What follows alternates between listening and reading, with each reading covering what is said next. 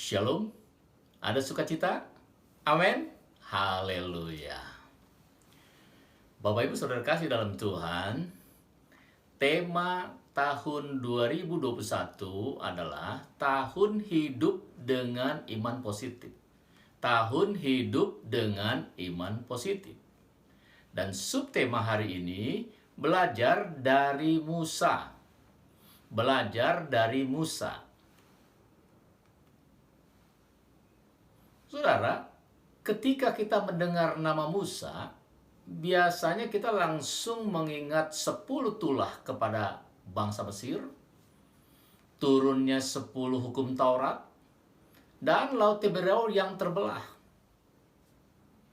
Ya memang, banyak sekali peristiwa yang luar biasa dalam kehidupan Musa, yang kita sebagai orang Kristen bahkan sudah mengetahuinya sejak kecil, saat kita mengikuti sekolah minggu.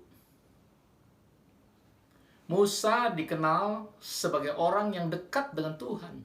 Bahkan Tuhan menyatakan bahwa hanya kepada Musa lah dia berbicara berhadap-hadapan seperti seorang sahabat tanpa ada hal yang ditutup-tutupi.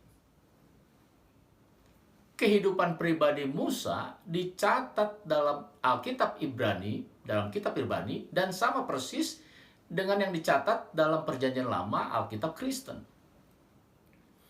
Bapak Ibu Saudara kasih dalam Tuhan, Musa sekalipun dikenal sebagai orang besar, seorang yang diutus Tuhan untuk membebaskan bangsa Israel dari perbudakan Mesir, dan menuntun bangsa Israel menuju tanah perjanjian, yaitu tanah Kanaan, juga tentunya memiliki kehidupan pribadi. Sekalipun kehidupan pribadi Musa sendiri tidak banyak disebutkan dalam Taurat. Hal ini dapat dimengerti karena Musa diakui sebagai pengarang atau penyusun kitab-kitab Taurat, dan dikenal sebagai seorang yang tidak menyombongkan diri dan tidak berusaha menulis panjang lebar mengenai dirinya sendiri. Tetapi saudara, saat ini kita akan belajar dan meneladani satu hal yang sangat penting dari kehidupan pribadi Musa. Apa itu? Musa seorang yang mudah belajar firman Tuhan. Musa seorang yang mudah belajar firman Tuhan.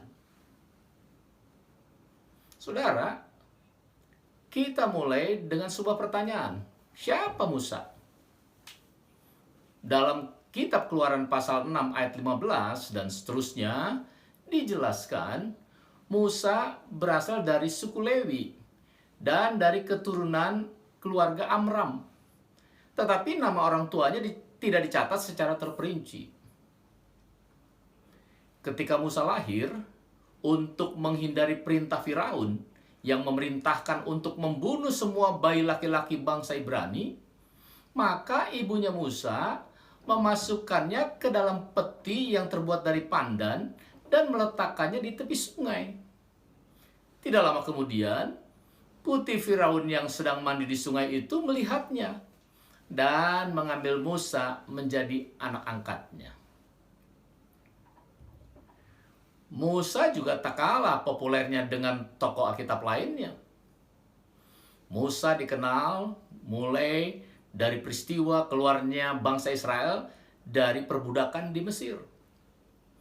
Musa adalah orang yang dipercaya oleh Tuhan untuk membebaskan dan membawa Israel keluar dari tanah penjajahan. Ia juga dipercaya Tuhan untuk menulis isi dari loh batu yang lebih dikenal hukum Taurat. Perhatikan baik-baik. Awalnya Musa ragu untuk melakukan perintah Tuhan. Namun akhirnya ia bersedia setelah mendengarkan perkataan Tuhan kalau Tuhan akan selalu menyertai Musa. Musa seorang yang mudah belajar firman Tuhan. Ketika ia mendengarkan firman Tuhan, ia percaya kepada Tuhan. Tetapi saudara, Kalau kita baca kisah hidup Musa, sebenarnya pada awal Tuhan berbicara kepada Musa, ia mendengarkannya dengan penuh keraguan. Mengapa? Karena Musa tidak percaya kepada dirinya sendiri. Namun setelah Tuhan memperkenalkan dirinya sebagai Allah dan berjanji bahwa dia akan menyertai Musa, maka akhirnya Musa berubah pikiran dan ia mempercayai Allah sepenuhnya. Bapak Ibu Saudara kasih dalam Tuhan, mari kita lihat perjalanan hidup Musa yang dimulai pada zaman kerajaan Mesir baru. Musa dibesarkan di istana Firaun, maka tidak heran dia memiliki pendidikan yang tinggi dalam hal tulis-menulis, sastra, dan tata administrasi Mesir. Tetapi berkat putri Firaun, ibu angkatnya, Musa juga diberi kebebasan untuk memakai bahasa ibunya dan tulisan aksara bangsa Sem, yaitu bangsa nenek moyangnya. Ketika Musa semakin dewasa, ia sangat prihatin dengan nasib saudara-saudara sebangsanya yang kerja keras sebagai budak di Mesir. Dalam Keluaran pasal 2 dicatat, suatu hari ia membunuh seorang mandor Mesir yang ia lihat memukuli seorang Ibrani. Tindakannya ini sampai kepada Firaun. Karena itu Musa lari menuju Midian demi keselamatannya. Di Midian, Musa menikah dengan seorang gadis bernama Zifora, putri Yitro, seorang gembala. Dan di Midian, Musa belajar banyak tentang segala hal. Dan sementara pada saat yang sama di Mesir, Firaun silih berganti naik takhta. Tetapi orang Israel tetap menjadi budak yang melakukan kerja paksa. Saudara, Allah telah mempersiapkan Musa yang selama ini telah terlatih dalam keterampilan Mesir, dan sekarang Allah juga menempa jiwa Musa selama bertahun-tahun hidup dalam keganasan padang gurun. Bapak Ibu Saudara kasih dalam Tuhan, satu hari melalui mujizat semak duri yang bernyala-nyala tetapi tidak terbakar habis di lalap api, Allah memanggilnya. Seperti yang dicatat dalam Keluaran pasal 3 ayat 6 sampai 10. Saya akan bacakan untuk saudara.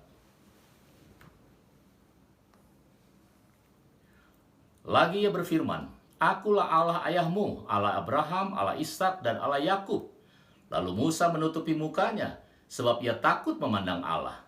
Dan Tuhan berfirman, "Aku telah memperhatikan dengan sungguh kesengsaraan umatku di tanah Mesir. Dan aku telah mendengar seruan mereka yang disebabkan oleh pengerah-pengerah mereka. Ya, aku mengetahui penderitaan mereka. Sebab itu, aku telah turun untuk melepaskan mereka dari tangan orang Mesir dan menuntun mereka keluar dari negeri itu ke suatu negeri yang baik dan luas, suatu negeri yang berlimpah-limpah susu dan madunya, ke tempat orang Kanaan, orang Het, orang Amori, orang Feris, orang Hewi, dan orang Yebus. Sekarang seruan orang Israel telah sampai kepadaku. Juga telah kulihat betapa kerasnya orang Mesir menindas mereka.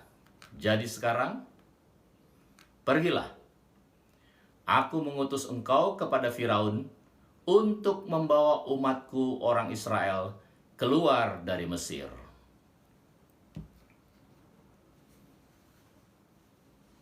Saudara, sekalipun pada awalnya Musa ragu, tapi setelah mengenal Allah, akhirnya ia berangkat. Dan setelah ia berjumpa dengan kakaknya, yaitu Harun, dan juga dengan tua-tua Israel, Musa dan Harun menghadap Firaun. Dalam nama Allah, mereka memohon supaya Firaun membebaskan orang Israel untuk beribadah kepada Allah di padang gurun. Tapi dengan keji, Firaun menolak permohonan mereka. Bahkan sejak hari itu, kerja paksa yang dilakukan oleh Israel dibuat lebih berat lagi, sehingga orang Israel semakin menderita.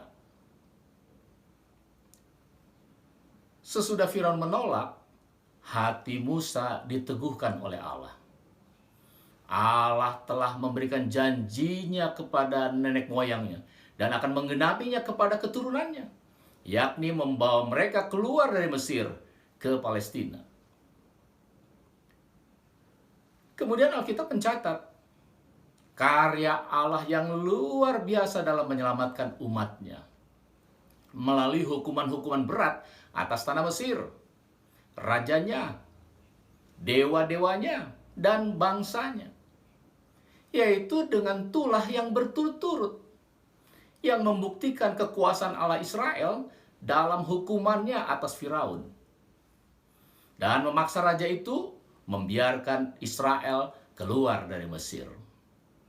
Dan pada malam tulah terakhir, yaitu tulah ke-10, yaitu pembunuhan anak sulung, Allah berfirman, keluarga-keluarga Israel harus memotong seekor domba yang tidak bercacat dan menandai ambang atas dan tiang pintu rumah mereka dengan darah domba itu, sehingga Allah tidak memusnahkan anak sulung mereka. Saudara, ini adalah nubuatan akan darah Yesus Kristus yang dicurahkan saat kematiannya di kayu salib untuk menyelamatkan setiap manusia yang berdosa yang percaya kepadanya. Sesuai yang dikatakan dalam Yohanes pasal 3 ayat 16. Demikian bunyinya. Karena begitu besar kasih Allah akan dunia ini, maka Ia telah mengaruniakan anak yang tunggal, supaya barang siapa percaya kepadanya tidak binasa, melainkan beroleh hidup yang kekal. Bapak Ibu Saudara kasih dalam Tuhan, berkat kekuatan dan lindungan tangan Tuhan, Musa mampu menjalankan tugasnya dengan baik. Ia membawa Israel keluar dari Mesir. Perhatikan baik-baik, saudara. Dalam perjalanannya, ketika bangsa Israel berkemah dekat Laut Tiberia, Firaun dan tentaranya menyangka bahwa orang Israel telah terperangkap oleh keadaan alam, yaitu terbentang Laut Tiberia di hadapan mereka. Maka Firaun memimpin pasukan perang mereka untuk menyergap bangsa Israel. Tetapi apa yang terjadi?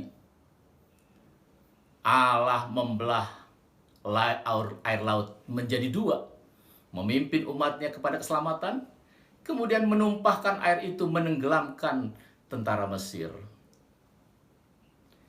Lalu dalam Keluaran pasal 15, Musa dan seluruh umat Israel menyanyikan lagu kemenangan. Dalam Keluaran pasal 16 dicatat selama 3 bulan berikutnya Israel belajar hidup hanya dengan makan mana. Kemudian dalam Keluaran pasal 17 mereka mengalahkan orang Amalek. Dan kemudian Musa berjumpa dengan Yitro mertuanya yang membawa Zifora istri Musa. Dan dalam Keluaran pasal 19 akhirnya mereka sampai ke Gunung Sinai. Lalu apa yang terjadi setelah itu? Di puncak Gunung Sinai terjadilah peristiwa besar bagi umat Israel, yaitu Musa menerima 10 hukum Taurat dari Allah. Dan peristiwa itu dicatat dalam Keluaran pasal 20. Inilah yang menjadi perjanjian Allah dengan umat Israel, yang kemudian dijelaskan dalam Keluaran pasal 21 dan seterusnya tentang penerapan dari 10 hukum Taurat tersebut dalam kehidupan sehari-hari mereka. Bapak Ibu Saudara kasih dalam Tuhan, sebagai pemimpin umat Israel, Musa tidak hanya diperlengkapi secara teknis dengan pertumbuhan dan pendidikannya di Mesir, tapi dalam hal yang jauh lebih penting, ia juga dibina menjadi pemimpin yang unggul berkat kesetiaannya mengikuti Allah oleh iman. Kesetiaannya mengikuti Allah oleh iman, seperti yang dicatat dalam Ibrani pasal 11.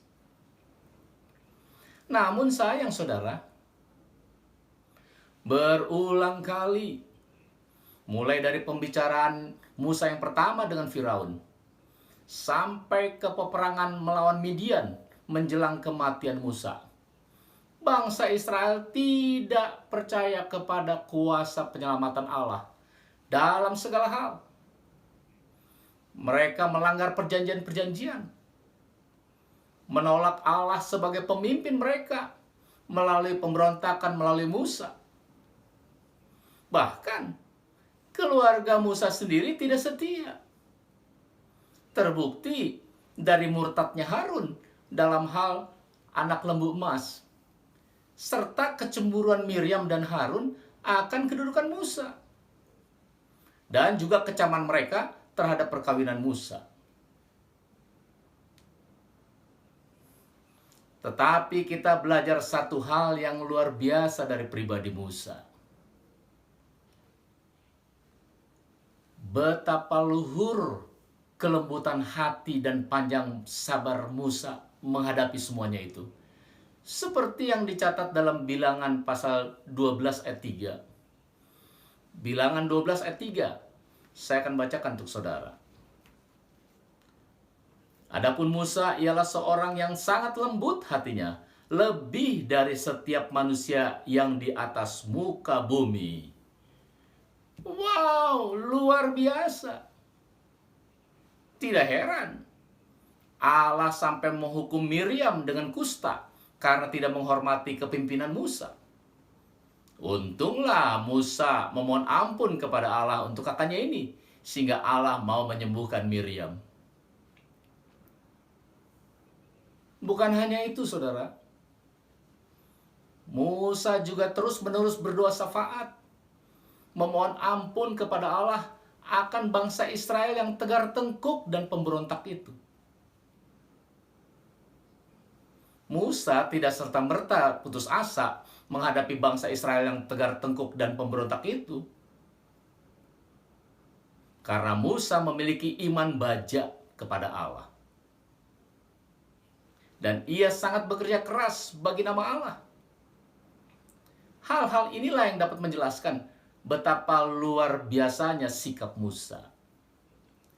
Di mana Allah sendiri yang mengatakannya bahwa Musa ialah seorang yang sangat lembut hatinya. Perhatikan, lebih dari setiap manusia yang di atas muka bumi. Haleluya. Musa seorang yang mudah belajar firman Tuhan. Jadi saudara, Musa lah sebagai orang yang paling unggul untuk menerangkan dan mengajarkan tentang kehendak Allah, perintah-perintah Allah, dan kodrat Allah. Musa lah yang secara jelas teladan daripada semua nabi sejati di kemudian hari. Sampai Yesus Kristus datang. Bapak Ibu Saudara kasih dalam Tuhan, Musa dipanggil Allah bukan hanya untuk membawa umat Israel keluar dari perbudakan, tetapi juga untuk menyatakan kehendak Allah. Dan hal yang sangat mencolok dari hubungan Allah dengan Musa ialah Allah berbicara hanya kepada Musa. Dan Musa lah yang berbicara kepada bangsa Israel. Saya ulang, Allah berbicara hanya kepada Musa. Dan Musa lah yang berbicara kepada bangsa Israel. Musa bercakap-cakap lama dengan Allah dan bahkan sering. Seperti yang dikatakan dalam Keluaran pasal 24 ayat 18. Saya akan bacakan untuk saudara. Masuklah Musa ke tengah-tengah awan itu dengan mendaki gunung itu. Lalu tinggallah ia di atas gunung itu 40 hari dan 40 malam lamanya. Dan dalam Keluaran pasal 33 dikatakan, dan Tuhan berbicara kepada Musa dengan berhadapan muka seperti seorang berbicara kepada temannya. Haleluya. Jadi kesimpulannya saudara, dari kehidupan pribadi Musa, kita dapat melihat teladan yang luar biasa atas kesetiaannya kepada Allah. Musa begitu intim dengan Allah. Bahkan Allah berbicara kepada Musa seperti seorang berbicara kepada temannya. Wow, haleluya. Mari saudara, kita diajarkan untuk selalu percaya kepada kuasa Tuhan. Tidak ada yang mustahil bagi Tuhan. Amin. Jika Ia sudah berkehendak, maka terjadilah itu. Jika Ia tidak berkehendak, maka semua rencana manusia akan gagal. Musa adalah seorang yang mudah belajar. Saya mengajak kita semua untuk berubah mulai hari ini. Mungkin selama ini kita ragu akan kuasa Allah dan firman-Nya. Tapi mari, melalui kehidupan pribadi Musa, sebagai seorang yang lembut hatinya, atau seorang yang mudah diajar oleh firman Tuhan, sehingga Allah sendiri yang mengatakan, Musa ialah seorang yang sangat lembut hatinya, lebih dari setiap manusia yang di atas muka bumi. Sulit tentunya bagi kita untuk bisa seperti Musa. Tetapi tidak ada yang mustahil bagi Allah. Amin. Jadi mulailah dari sekarang untuk lebih lagi bergaul intim dengan Tuhan Yesus. Maka pasti Tuhan Yesus akan memberkati kita dan memakai kita juga untuk menjadi saluran berkat bagi orang lain. Amin. Tuhan Yesus memberkati kita semua. Mari kita berdoa. Bapa di surga, terima kasih firman Tuhan sudah kembali hamba sampaikan, dan kami percaya Allah Roh Kudus menjelaskan lebih dalam lagi sehingga kami mengerti akan kebenaran firman Tuhan. Saat ini kami sudah belajar dari satu pribadi yang luar biasa, Musa, di mana Musa adalah seorang yang mudah belajar firman Tuhan. Kami mau belajar untuk menjadi orang yang mudah belajar firman Tuhan, sehingga kami percaya kepadamu. Terima kasih Tuhan. Kau meteraikan firman-Mu dalam hati kami yang paling dalam, dan Kau memberkati kehidupan kami, untuk kami semakin indah di hadapan Tuhan, mempermuliakan Tuhan lewat kehidupan kami. Terima kasih Bapa, kami serahkan kembali kehidupan kami sepanjang 1 minggu ke depan. Kami berkemenangan di dalam nama Tuhan Yesus Kristus. Terima kasih Bapa. Tidak lupa kami juga berdoa buat orang-orang yang kami kasihi, keluarga besar kami, biarlah Tuhan juga memberkati mereka seperti Tuhan memberkati kami. Kami juga berdoa buat bangsa kami, bangsa Indonesia. Terima kasih buat pemulihan yang terus terjadi. Kami tahu itu semua karena pertolongan Tuhan. Dan kami akan melihat kesejahteraan negeri ini, karena kesejahteraan negeri ini adalah kesejahteraan kami. Terima kasih Bapa, terpujilah Engkau kekal selama-lamanya. Dalam nama Tuhan Yesus kami telah berdoa dan mengucap syukur. Haleluya. Amin. Amin. Amin. Amin.